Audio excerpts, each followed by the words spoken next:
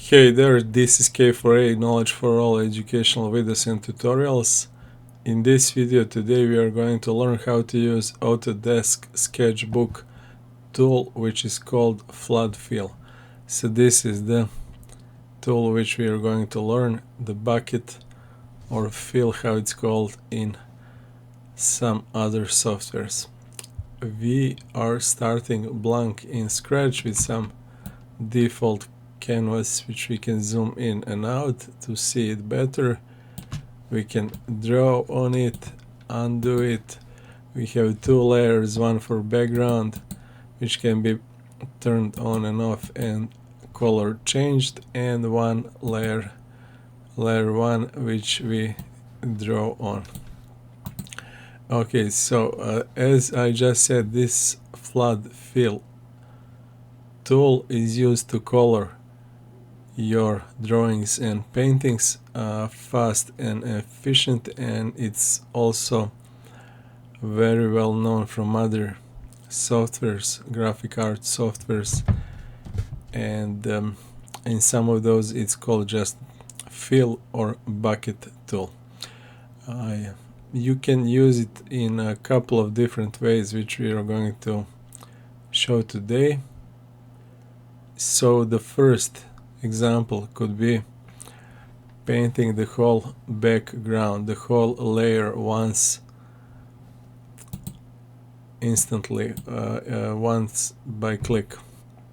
I will use some kind of orange maybe color for it. I am on layer 1. I cannot select my layer background, but I can turn it on and off, and layer 1 is selected and I am on my flood fill tool, clicking on it, and one click changes whole layer, whole background at once. Again, it's not a background in terms of layers, just don't get confused, but I'm calling it background because you can create the background really fast like this and then draw on another layer on top of it. But you should say we're coloring or filling the whole layer with one color. That could be one example how to use it. Another example would be coloring the selections. So for example, I will click on select tool, create some kind of selection of square, then fill, and that's it. Simple as that. Same with other types of selections like circles. You can fill color in those, or even lasso tool selections, and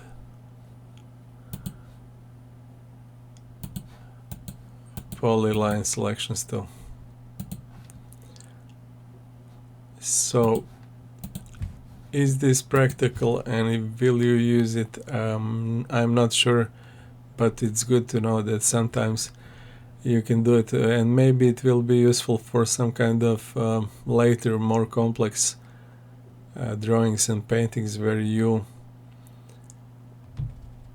for example, where you make selection of some kind of character or artwork, specific selection like eyes only or hair or something like that, and then paint that selection instantly.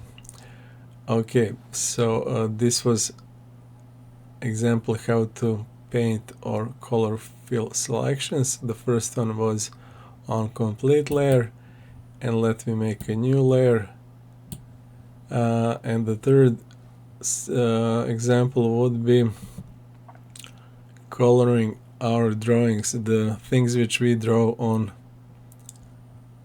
canvas itself. So again, I can draw square, I can draw circle, I can draw a line, and I can draw a closed line. I can draw a simple line like this, free-handed, or closed like this.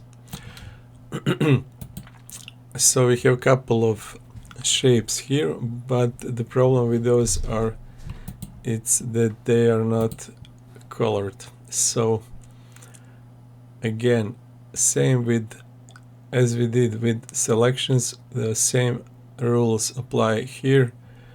Every closed shape can be colored, and you can change color just to show it works with different colors.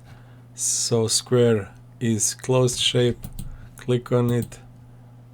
Circle also. We have made a triangle which is closed with polyline, so we can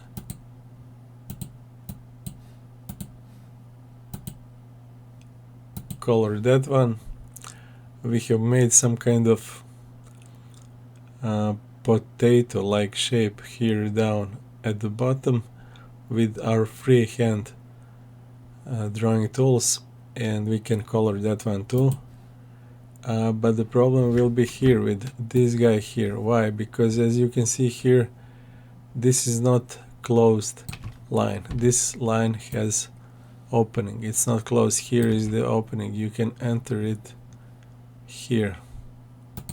You can go right here. So if it's not closed and I try to color it with my fill tool, what will happen? What do you think? Because it is not closed, SketchBook and most of the other softwares too will think you want to paint the whole layer behind it. So clicking on this guy here, not closed triangle, instead of painting him only, I will paint the whole layer. Yeah, but I have to first select flat fill. So you don't want to do that, undo it. And same with this guy here. It's not some fancy triangle or square, it's just simple line, free-handed line, but again, because it's not closed, I can see there is some kind of hole here, some kind of opening. If I try to paint it, it will paint the whole layer instead. So you just have to be aware of that. And those are three examples. I think I made 3 examples of how to use this flat fill. The first one was just the whole layer, filling the whole layer with color. The second was filling the selections with color, coloring the selections. And the third one is coloring your closed and open paintings or drawings shapes.